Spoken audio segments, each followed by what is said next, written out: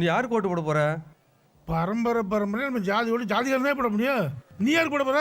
நான் விவசாய ஜாதி, நான் விவசாயிக்கு தான் ஓட்டு போடுவேன். நமது சின்னம் விவசாயி. ஓட்டு பாருங்க ஓட்ட, அப்புறம் பாருங்க நாட்டை.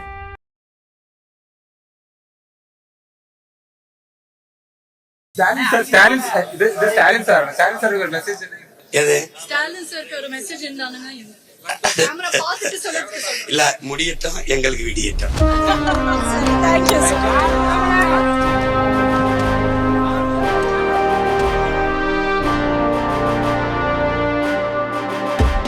When I first looked at Tamilnadu, I expected something very different. An ancient land of history and pride. A place like this could be leading, but when you look closer, something's not quite right. And everywhere you look, people are raising their voices. These are not small issues, they're questions about land, water, and life itself.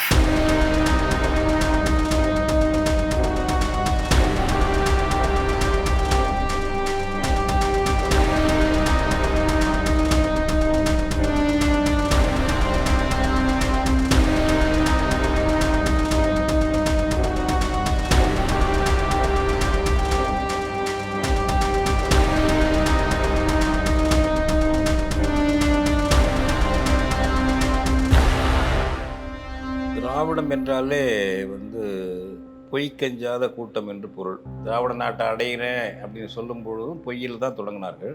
இப்போ ஆஃப்லைட் தமிழ்நாட்டில் என்ன நடந்திருக்குன்னு பார்த்தோம்னா, எல்லாம் ஒரு விதமான ஒரு media management இங்க நடந்துட்டு இருக்கு. திராவிடியன் மாடல் அப்படின்றது ஒரு கேட்ச் வேர்ட். 11% growth அப்படின்னு சொல்றது. ஆனா நீங்க அக்ரிகல்ச்சர் செக்டர் எடுத்துக்கிட்டீங்கன்னா மைனஸ்ல இருக்கு, growth-ஏ இல்லைங்க. இங்க வெறுமனே நம்பரை காட்டுறது, ப்ரொபகண்டா கேம்பெயின் ரன் பண்றது, ஒரு மீடியா நரேட்டிவை செட் பண்றது, அதுலதான் முக்கியத்துவம் கொடுக்குறாங்க. ஸோ இந்த திராவிடியன் மாடல் அதோட ஒரு ப்ராடக்ட் தான். முனைவர் பட்டம் பெற்ற பிள்ளைகள், முதுகலை பட்டம் பெற்ற பிள்ளைகள், முதுகலை அறிவியல் படித்த பிள்ளைகள், அந்த தொழிற்கல்வி படித்தவங்க, ஐஐடி படித்தவங்க, ஐடிஐ படித்தவர்கள், இது மாதிரி பாலிடெக்னிக் படித்தவர்கள் எல்லாம் வேலை இல்லாமல் அத்துக்கூலிகளுக்கு பல இடங்களில் வேலை செய்கிறார்கள். செவிலியர்கள் அதுபோல் இப்போ அந்த பிள்ளைகளும் போராடினாங்க. 12,000 15,000 ரூபா வேலைக்கு செவிலியர்களுக்கு, அவங்களுக்கு உரிய சம்பளம் கொடுக்கல. ஆசிரியர்களுக்கு, பள்ளிக்கூட ஆசிரியர்களுக்கு உரிய சம்பளம் கொடுக்காமல் அத்துக்கூலியாக வச்சுக்கிட்டு இருக்காங்க. அவங்களுக்கு உரிய சம்பளம் கிடையாது. சாம்சங் போராட்டம் இதை அம்பலப்படுத்தியது. திமுக ஆட்சியை மட்டுமல்ல, சிபிஎம் கட்சியையும் அம்பலப்படுத்தியது, கூட்டணியில் இருக்க கட்சியை அம்பலப்படுத்தியது. அந்த போராட்டம் நடக்கும்போது ஸ்டாலின் அரசு யார் பக்கம் இருந்தது? வெளிநாட்டு கம்பெனி பக்கம் தான் இருந்தது, முதலாளி பக்கம் தான் இருந்தது. ஒரு தொழிற்சங்க உரிமையே இல்லை. இப்போ ஒரு பெண்களுக்கு ஒரு 1000 ரூபாய் மாதம் செலவு பண்ணக்கூடிய வசதி இல்லை, நான் கொடுக்குறேன்னு சொல்லி ஆரம்பிச்சேன்னா நீ எவ்வளோ தூரம் கன்ஃபெஷன் ஸ்டேட்மெண்ட் இல்லையா? அது ஏற்கனவே 50% ஆஃப் த பட்ஜெட் சேலரி பென்ஷனுக்கு போகுது. மிச்சம் இருக்க 50% ஆஃப் த பட்ஜெட்டை வச்சு தான் நீங்கள் நலத்திட்டங்கள் 39 டிபார்ட்மெண்ட்டை வச்சு 30 டிபார்ட்மெண்ட்டுக்கு செய்யணும். அதுவே 1 லட்சம் கோடி கடன் வாங்கி தான் செய்ய வேண்டிய சூழல் இருக்குது. 12 லட்சம் கோடி கடன், அதுக்கு வட்டி கொடுத்துக்கிட்டே இருக்கீங்க. இப்படி திவாலாக்கி வச்சுருக்கீங்க 2 பேரும் சேர்ந்து தமிழ்நாட்டை. மக்கள் வாழ்க்கையை திவாலாக்கி வச்சுருக்கீங்க. ஸ்டாலின் கொள்கைக்கு எடப்பாடி பழனிசாமி கிட்ட என்ன மாற்று கொள்கை இருக்குது? ரெண்டும் ஒருகரு ரிட்டையர்கள் மாதிரி ஒரே இதாக ஒரு கொள்கை தான். நாட்டை திவாலாக்கி குட்டிச்சி வரைக்கும் வச்சுருக்கீங்க. தமிழன் தமிழச்சி குடும்பங்களை ஓட்டாண்டி ஆக்கியவர்கள் யார்? திமுக அதிமுக. 67 நீங்கள் ஆட்சி பண்ணுறீங்க, திமுக அதிமுக. அந்த பெண்களுக்கு ஒரு 1000 ரூபா பணம் கூட ஒரு மாத்தைக்கு செலவு பண்ண வசதி இல்லைன்னா நீ கொடுத்த 1000 ரூபா, இப்போ 2000 ரூபாங்கிறீங்க. அந்த நிலையில் வைத்தவர்கள் யார்? இந்த 2000 ரூபாய் உங்களோட 2000 ரூபாய் கிடையாது, உங்களோட பர்சனல் ஃபண்ட்ஸ்ல இருந்து இந்த 2000 ரூபாய் வரல. பணத்தை நீங்க இப்படி தேவையில்லாம வீணடிக்கும் போது நேச்சுரலா அரசு கஜானா காலி ஆகிட்டே இருக்கும், அரசு இயந்திரம் நொறுங்கிட்டு இருக்கு. சோ இது தொடர்ந்து நடந்துட்டு இருந்தா என்ன நடக்கும்னா, நம்ம இன்ஃப்ராஸ்ட்ரக்சர்ல இன்வெஸ்ட் பண்ண மாட்டோம், தமிழ்நாட்டோட எதிர்காலத்துக்கு நம்ம இன்வெஸ்ட் பண்ண மாட்டோம். ஒரு ஆட்சி முறை சரின்னா இந்த பிரச்சனைகள் மறுபடியும் திரும்ப வராது. ஒரே பிரச்சனைகள் தான் பேசிட்டு இருக்கோம். சாலை சரியில்லை, கல்வி சரியில்லை, மருத்துவம் சரியில்லை, எந்த விதமான அடிப்படை கட்டமைப்பும் கிடையாது. எப்போ நம்ம இதுலேருந்து விடுபட்டு நம்மளுடைய வாழ்க்கை தரம் மேம்படுங்கிற கேள்வி மக்கள் மத்தியில் அதிகரிச்சுட்டு வருது. இந்தியா ஒரு தேசம் அல்ல, பிரிட்டிஷ் பீரங்கிகளால் உருவாக்கப்பட்ட ஒரு செயற்கை கட்டமைப்பு. தமிழனுடைய பேரையே அழிக்கணும், அவன் அடையாளத்தை அழிக்கணும், அவனை சப்மிசிவாக மாற்றணும். அப்போ அவன் இனப்பெருமை இருக்குது, வரலாற்று எவனுக்கும் கிடையாது. 5000 6000 வரலாற்று சான்று தமிழனுக்கு மாதிரி யாரும் கிடையாது, எந்த மொழிக்கும் கிடையாது. அவனை என்னடா பண்ணுறதுன்னா அவனை கருவில் அழிக்கணும்டா, ஏன்னா அவன் இனத்து பேரே மாற்றணும் அப்படின்னு கிளம்புனாங்க. கிளம்பி தான் ஈவே ராமசாமி திராவிடன்னு ஆரம்பிச்சது. 38 வரையிலும் தமிழ்நாடு தமிழருக்கே போட்ட ஆள் தான் ஈவே ராமசாமி. காங்கிரஸ் இருந்து வெளியே வந்த பிறகு 37லேருந்து தமிழ்நாடு தமிழருக்கே, 38 தமிழ்நாடு தமிழருக்கே, 39ல் திராவிடம் உண்மையான உருவத்தை காட்ட ஆரம்பித்தார். அதை எடுத்துக்கிட்டு ஒரு இயற்கையான இனப்பேரை ஒருத்தன் மாத்திரானே தப்புன்னு சொல்ல நம்ம இனத்துக்கு என்ன சொரணை கட்டு போச்சா? அவன் இந்தியன்னு சொல்கிறான். அவன் வலதுசாரி இடதுசாரி நடுசாரி எல்லாம் இந்தியனுங்கிறான். இல்லாத இந்தியாவுக்கு இருக்கிற இயற்கையான இனத்துக்கு தமிழன்னு ஏன் சொல்லக்கூடாது? அதை எப்படி இவங்க ஒருத்தன் திராவிடமா, ஒருத்தன் பாரதியன்பா, ஒருத்தன் இந்தியன்பா ஏன்னு ஏலம் போடுறீங்களா? அதை ஒரு எங்கள் இனம் தமிழ் இனம், எங்கள் தாய்மொழி தமிழ், எங்கள் தேசம் தமிழ் தேசம், இந்தியாவில் நாங்கள் இருக்கிறோம், இதுதான் எங்களுடைய தமிழ் தேசியம். இந்த தமிழ் தேசியத்துக்கு அதிகாரங்கள், இறையாண்மை உள்ள அதிகாரங்கள் வேணும். அப்படி இந்திய அரசை ஒரு கூட்டரசா மாற்றி அமை, இதுதான் தமிழ் தேசியம். And there's a deeper idea behind all of this, the idea of Tamil nationalism. The land has its own language, culture and identity, and the government should reflect that. Tamil nationalism தமிழ்நாட்டுக்கு ரொம்ப அவசியம். தமிழ் நேஷனலிசம் இன்னும் தமிழ்நாட்டில் அதிகாரத்தை கைப்பற்றாமல் இருக்குன்றதே பெரிய ஒரு ஆச்சரியம். ஏன்னா தமிழர்கள் பெரும்பாலும் வாழ்றாங்க, ஆனா இந்த மாநிலத்துல தமிழ் தேசியம் இன்னும் அதிகாரத்துக்கு வரலன்றது பெரிய ஆச்சரியமான ஒரு விஷயம். மெஜாரிட்டியான தமிழர்களுக்கு பெருசா வாய்ப்புகள் எதுவும் ஏற்படல. ஸோ அப்படிப்பட்ட ஒரு சூழல்ல இன்னைக்கு தமிழர்களுக்கும் சரியான ஒரு ரெப்ரசன்டேஷன் கொடுக்கப்பட வேண்டிய ஒரு தேவை இருக்கு. ஸோ அதனால தமிழ் நேஷனலிசமுக்கான தேவை இன்னைக்கு என்னையும் விட இன்னைக்கு ரொம்ப அதிகமா இருக்கு. அதனால கண்டிப்பா ஏதோ ஒரு பாயிண்ட்ல தமிழ் நேஷனலிசம் வளர்ந்தே தீரும். தமிழ்நாட்டில் ஒவ்வொரு எலெக்ஷன்லயும் கன்சிஸ்டண்டா growth இருக்கு. ஒரு சொசைட்டில ஒரு சித்தாந்தத்துக்கான தேவை இருக்குன்னா அதை எதுவுமே பண்ண முடியாது, அது வளர்ந்துகிட்டே தான் இருக்கும். ஸோ இன்னைக்கு பார்த்தோம்னா தேர்தல் களத்துல 8% ஓட்டு வாங்கக்கூடிய ஒரு அரசியல் சக்தியா தமிழ் தேசியம் மாறி இருக்கு. ஸோ அந்த வகையில முக்கியமான ஒரு பொலிட்டிக்கல் ஃபோர்ஸ்னு பார்த்தோம்னா என்டிகே க்ரோ ஆகி வளர்ந்து வந்திருக்காங்க. இப்போ நீங்க சைனா போங்க, ஃபர்னிச்சருக்கு ஒரு கேபிட்டல், மேனுஃபேக்சரிங்க்கு ஒரு கேபிட்டல் இருக்கு, செமிகண்டக்டருக்கு ஒரு கேபிட்டல் இருக்கு. இப்படி ஒவ்வொன்றுமே ஒரு கோர் காம்பிடன்ஸை பொறுத்து ப்ரொவின்ஸை உருவாக்கிருக்கு.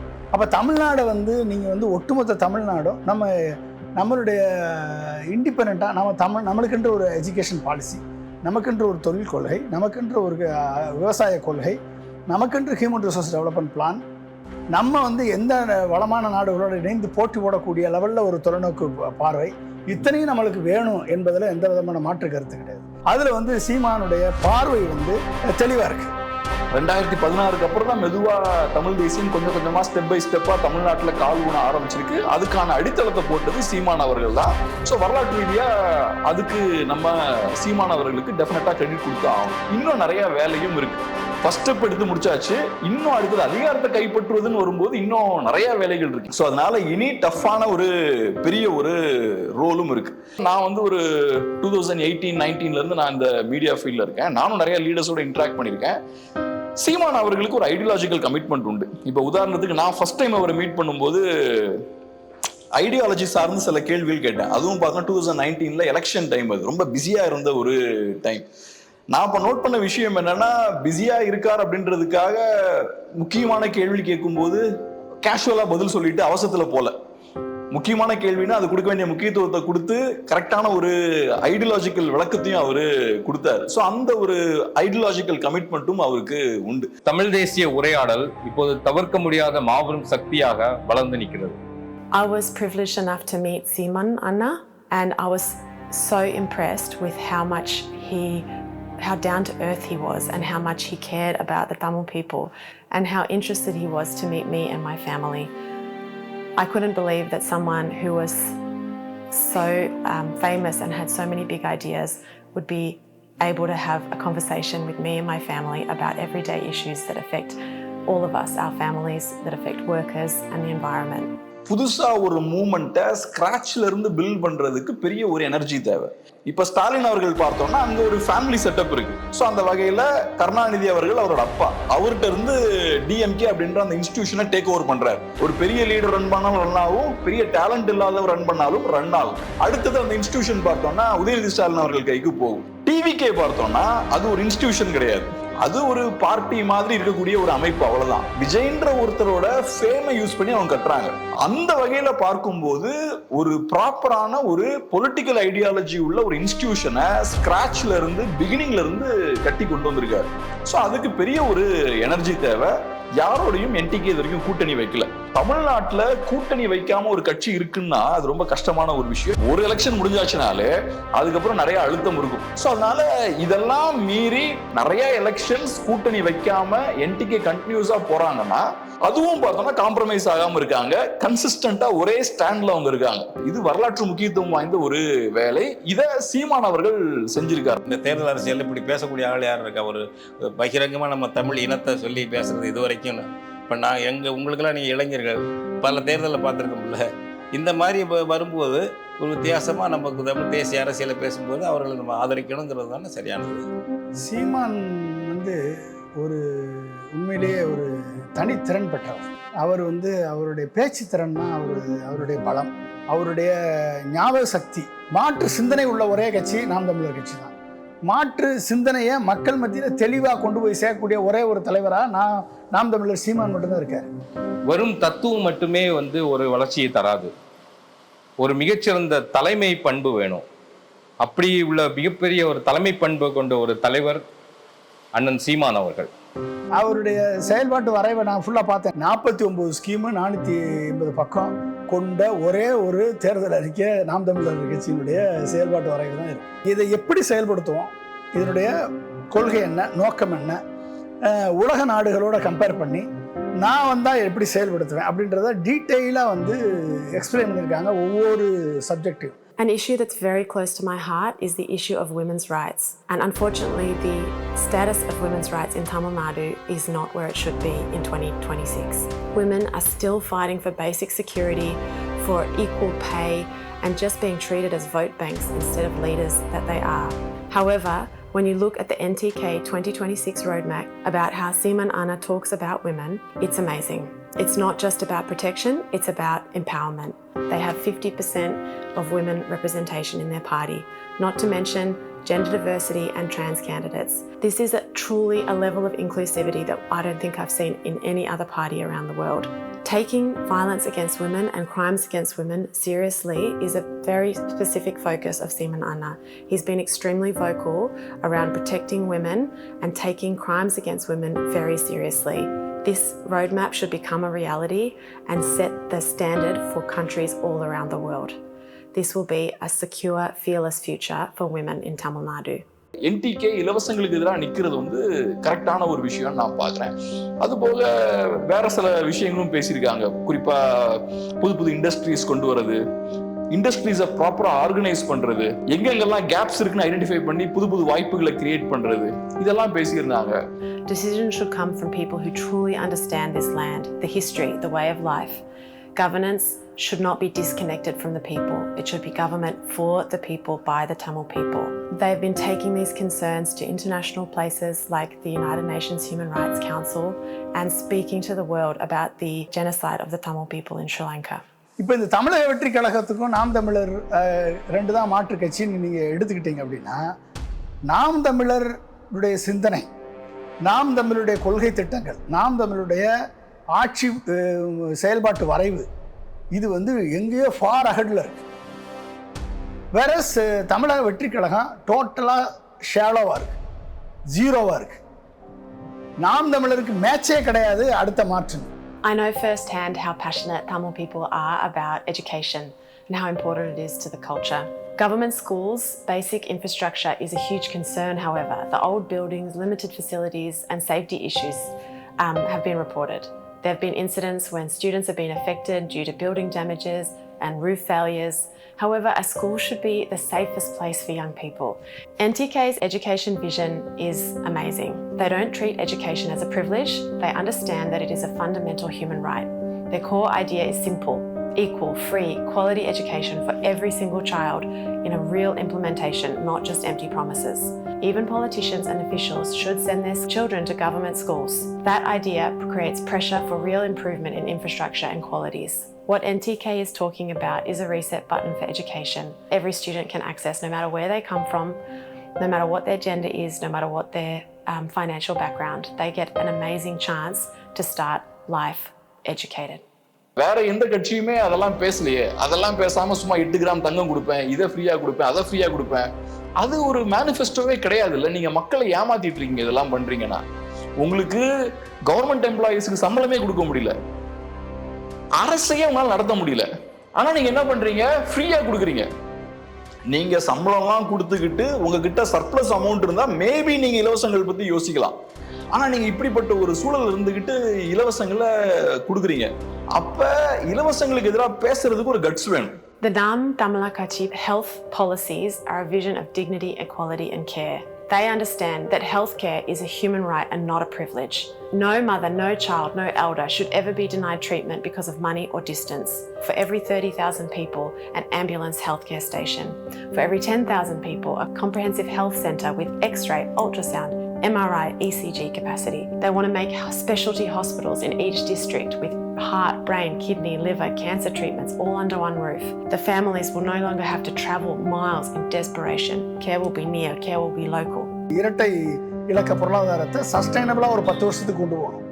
அதாவது 15% to 18% ஜிடிபி growth தமிழ்நாடை பொறுத்த வரைக்கும் வந்தால் மட்டும்தான் நம்ம வந்து $1 trillion எக்கனாமியை அடைய முடியும்.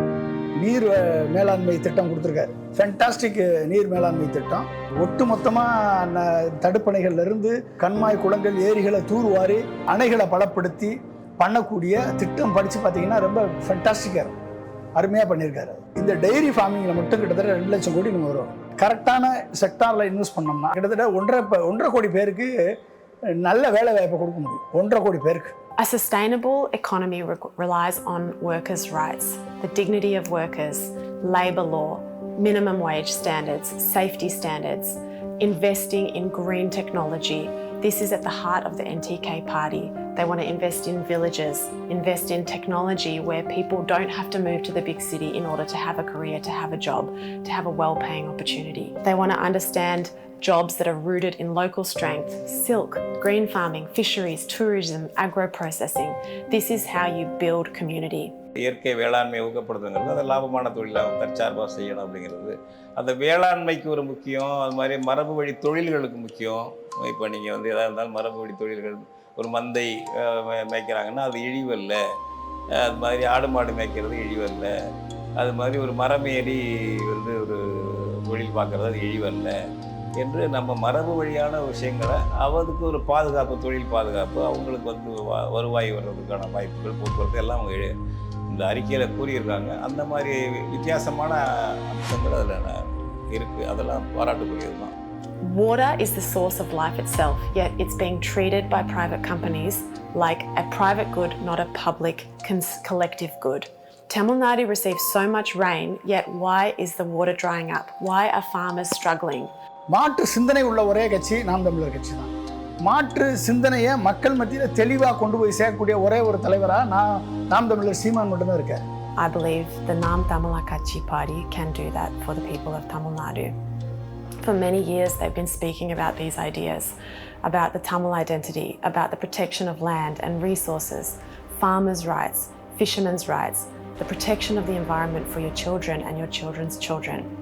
People deserve more. The people of Tamil Nadu deserve more. They need dignity and real change. உண்மையான தமிழர் உரிமை மீது அக்கறை உள்ள எல்லா தமிழர்களும் நாம் தமிழர் கட்சிக்கு வாக்களிக்க வேண்டும் என்று கேட்டுக்கொள்கிறேன். என் மக்கள் எப்படி நினைக்கிறாங்கன்னா, சீமா நல்லா தான் பேசுகிறான், பிள்ளைகளாம் நல்லா தான் சொல்லிடுறாங்க, ஆனால் ஜெயிக்கணும், வரணும், நீங்கள்லாம் வரணும். அம்மா நானாக வர முடியாதம்மா, நீங்கள் போட்டால் தான்மா வர முடியுமா, நீங்கள் ஓட்டு போடுங்கம்மா, வந்துடுவோம்.